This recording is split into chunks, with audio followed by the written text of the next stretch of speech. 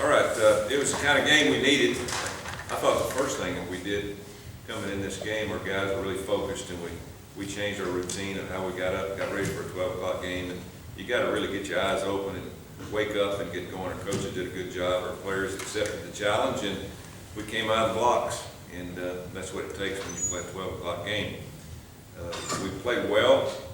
I thought even we emptied the bench. We played well. All of our guys, especially on the first units, I thought we competed. We looked good in some areas. They don't do a whole lot. You know, it's just unfortunate the situation that those kids were put in today. And I'm gonna say that I hate for that to happen to any kids. You know, you fire a coach in the middle of the season, and you see what you get, and you don't hurt anybody but those kids out on the field. And I wish them the best. Danny he's got his hands full the next 3 games, and those kids played hard, but you can just tell they weren't focused, and it's just an unfortunate situation, and hopefully that doesn't happen a whole lot. You cheat those kids out of the second half of the season. 9.8 yards a play, that's a lot of yards, and we were able to get the ball down the field, we were able to run it. I thought that it was a unique deal for Shaq to break the record here at home, and you know, when you break a record at home, it really makes a difference.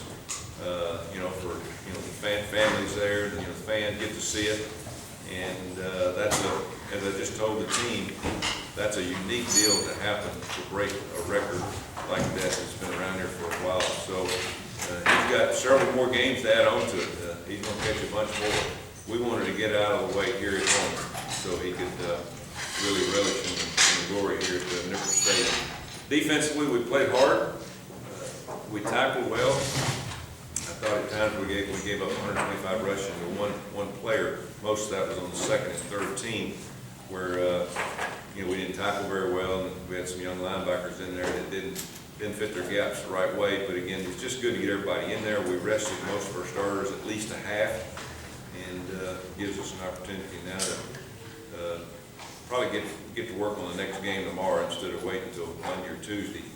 So we've got a big game next week. We'll talk about that a little later on. Questions? Did Shaq, did you ask him if he wanted to come out like one of all the other guys, or did you know? Once we got to halftime, we saw he was only a few away. We were going to get it out of the way, and you always keep your fingers crossed. It might be a situation where you would. I had second thoughts about it, but to do it here at home, he would have at least broke it the next week there in Houston, but your family's not there, and the fans are not there, and I think it's a better moment when you're at home. So we worked to get it out of the way, and again, he played well today. He finds ways to get open, and we ran a couple of new plays for him to help him, not just to help him catch the passes, but help us win the game. So it worked out pretty good. Did Hayden end the competition by any chance today? Did what? Did Hayden end the competition? With Hayden? No, we're going to keep. I tell you, I think it's making both of them better, because I've really seen a change in both of them, eager to go out and do well in practice. Of course, Hayden threw that ball over the middle, and he didn't read the backside safety on the interception. But it's hard to argue with a guy that went 15 for 15. Gunner was 15 for 15 in a college football game. That's hard to do. He didn't have the crispness on some passes. He underthrew a couple that he'd like to have back, but usually underthrown deep balls are in your favor on offense anyway. But his percentage was obviously being 100% was out of sight. We'll still have competition. We'll go at it next week and see what we have to do to get better. But I like the situation we're in. We were going to leave Gunner in longer. Once we got 21 points ahead, I thought it'd be good to get Hayden in and give Gunner the third quarter, and it worked out pretty good. Hayden has got to keep getting game time. Practice time is one thing, but game time is another. Did you clear the bench? Did everybody play? Yeah, we cleared it. Pretty sure everybody played. I scoured the bench several times. I was looking for you, Tom, but I couldn't find you. Yeah. Have you ever had a game, do you remember where you didn't punt? Did we have fun today? Nope. No, I didn't. I've had games where we fun. That's kind of unique, but it's a situation where it means you're playing pretty good, and I'm sure Hunter didn't bother him any type of fun. How much does does it open things up having Chris and Johnny getting back to full speed and being able to stretch the field for you? That's huge. You know, and just talking to Chris on the sideline, he came over and told me, Coach, can you tell I'm back? I said, I can tell you back today. Because Chris has not been himself, but he looked much, much better today. He looked better running his routes, even when he didn't throw the ball. They were having a tough time covering him on his routes. Johnny obviously gets better and better. Mikhail, he was probably 80%. We played him a little bit, but it was good that we pulled him out. You know, just bruised ribs, but he'll be fine next week. He was. It's going to help to get him back because we need that outside big threat on the outside, especially in the red zone. Can you describe the situation that you're in the conference as a whole?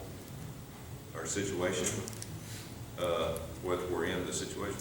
Yeah, well, just kind of wanted to hear a little more about the thoughts going deeper into the American Athletic Conference. We got 3 or 4 more games to finish up the Yeah, conference games. we got 4 games and we're going to score a lot of points. If you look at our schedule down the way, everybody that we play left is going to be able to throw the football or got a real elusive quarterback. So we're going to play better on defense, but our offense we got to be more consistent in terms of being able to run the ball better. We got to control the ball. I like how we're hitting long plays, and those are good. That loosens the defense up, but we just got to be able to understand going into these next 4 games, it's going to be a lot more competitive in the front 7. And so, you know, I'm excited. You know, we're playing good, and we're getting guys back that are healthy, and our defense is getting more, I'd say, defined in what they're doing. They're working better together, communicating. We didn't have a busted coverage out there today, and we ran a lot. We ran a lot of things on defense, even though that, you know, to the naked eye it doesn't tell, but we ran a lot of different coverages, a lot of different fronts, different combination coverages, just to make sure these young guys understand, hey, you have got to communicate. You've got to get lined up right. We can't afford to turn somebody loose like we did in the BYU game.